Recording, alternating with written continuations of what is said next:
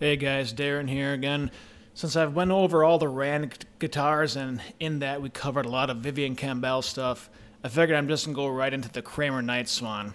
The Kramer Nightswan is really interesting to me because when Vivian Campbell was using the Rand guitars, so he used that Rand guitar in Is This Love in the Still the Night video, somewhere in between that he quickly went to the Kramer Nightswan because he used the Kramer Nightswan in the Here I Go Again video by Whitesnake.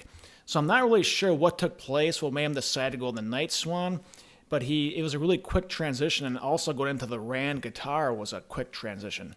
But anyway, I'm going to start going over the Nightswan, which is probably more well known by everybody, especially in the Kramer world. And speaking of such, a lot of this information, pictures, have come from the vintage Kramer website, which I've been going to for like the last 15 years.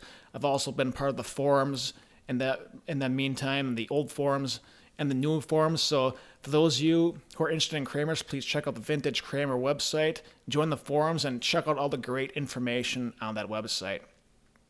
All right, so now I want to go into this Kramer Nightswan. I'm going to go in chronological order because some of this does get confusing. There's a lot of things that people weren't sure of probably way back in the day, but I think now we have a better picture of. All right, so there are actually two main prototypes that Vivian Campbell used before we're going to talk about the production models. So let's get started with that.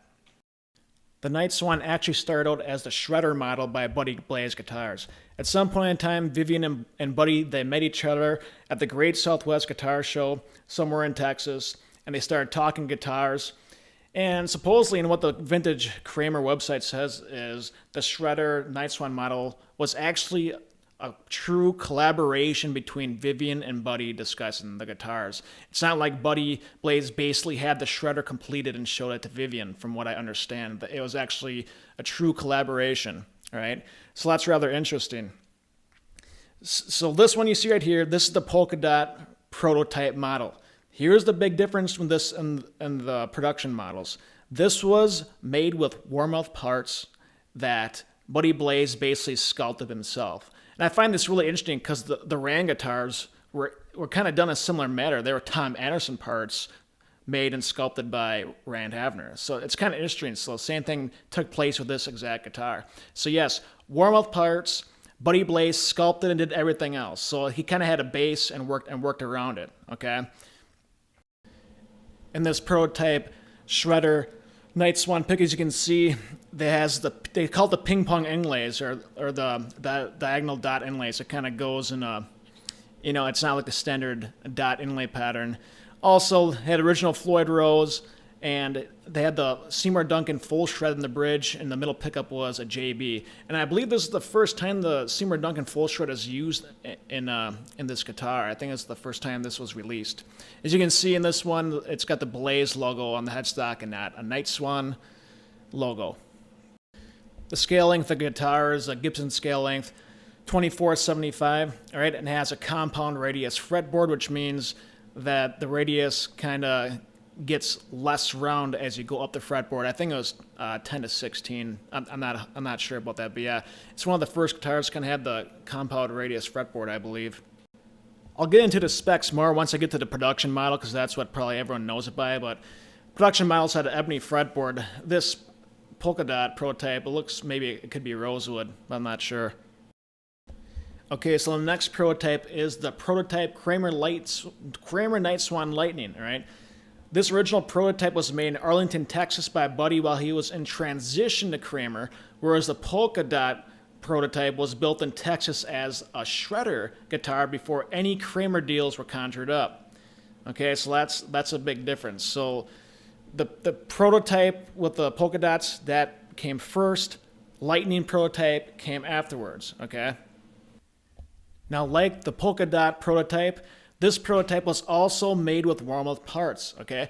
I think a lot of people got confused as this in the early days of Kramer before the internet, or there's a lot of information, because I think some people thought the regular Nightswan, the production model Nightswan, was made with warm-mouth parts, which was incorrect because they're made with ESP parts from Japan. But to prove the point, the guy who actually owns this guitar, he took it apart, and you can see the warm-mouth turtle design in there, which verifies that, yes, This guitar is made with warm parts. And I believe the paint job in this one too is more detailed than the production versions as well. Here, in this one, it looks like the neck pickup was added later on, whereas the picture you've seen before had the 2 humbuckers, and the neck pickup was added a little later on. Here's the neck pocket of the guitar. You can see the turtle stamp, as you can see, which verifies that the body and the neck are indeed made of warm-mouth parts. Here's a picture of Buddy Blaze work on the actual body right here. Here are some more pictures of the guitar, the prototype. It's kind of cool. You can see it probably has a spandex buckle rash on the back, worn down. I think that's pretty funny. Pretty cool. Back neck plate says Proto VC2 on it, so that's a prototype neck plate on it. These pictures have the neck pickup wrote it in, so these pictures are obviously taken at a later time frame. Now, what's interesting is the dot inlays are regular dot inlays. They're not the ping pong or diagonal ones. So I thought that was pretty interesting because the production models were the ping pong style. And the headstock says Kramer Nightswan on it. And the Nightswan name was actually made by Vivian's wife. She was the one that recommended it being called the Nightswan. All right, so these are the 2 main prototypes everyone knows about. We got the polka dot one. This is the lightning one. And then we're going to eventually go into the production models, okay? And here's something I just noticed literally as I'm making this video, and I can't believe I didn't catch this earlier. But the prototype Nightswans do not have a 3-piece laminated neck like the production models, okay? The production model Nightswans all had that 3-piece lamination, which most of the Kramers had 1986 and post that, all right? On the Lightning prototype, the truss rod is actually at the heel of the guitar, not the top of the neck, so it looks like you have to take off the neck to adjust the truss rod.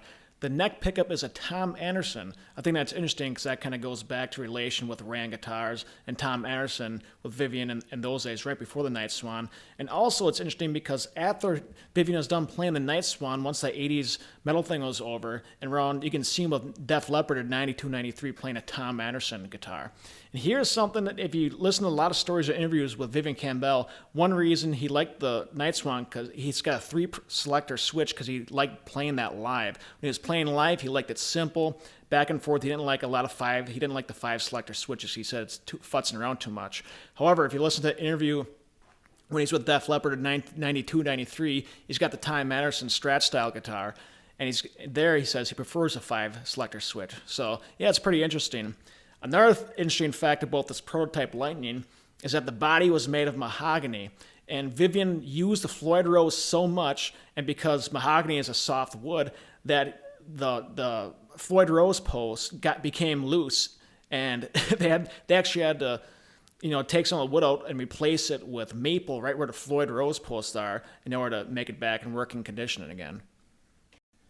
The last prototype we're going to talk about, however, I'm not even sure if we can technically consider this a prototype because this might have been made later on after the Kramer deal was all made, but this one was made by Buddy Blaze, and it is also made of warm-mouth parts. This one has got the Crackle finish.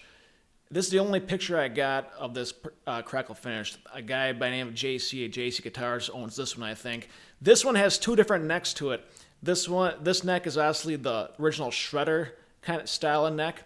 It doesn't have the diagonal dot inlays, similar to the Lightning prototype. But it also has a neck that has diagonal dot inlays, I guess. I guess the guy who bought this from Vivian's Guitar Tech way back when. Going into the early 90s, into the grunge era, all Crackle finish and hair metal guitars were deemed uncool and unfit, and Vivian Campbell decided to relic this one right here. It actually looks kind of cool in my opinion, but it's rather interesting. Here you got, this one has a diagonal dot inlay neck on it, whereas when the last picture seen with the regular Crackle finish had the shredder regular dot inlay style neck on it. And the current owner still owns both of the necks. Here you can see a fragment of the original Crackle finish, which is still left over after the relic job.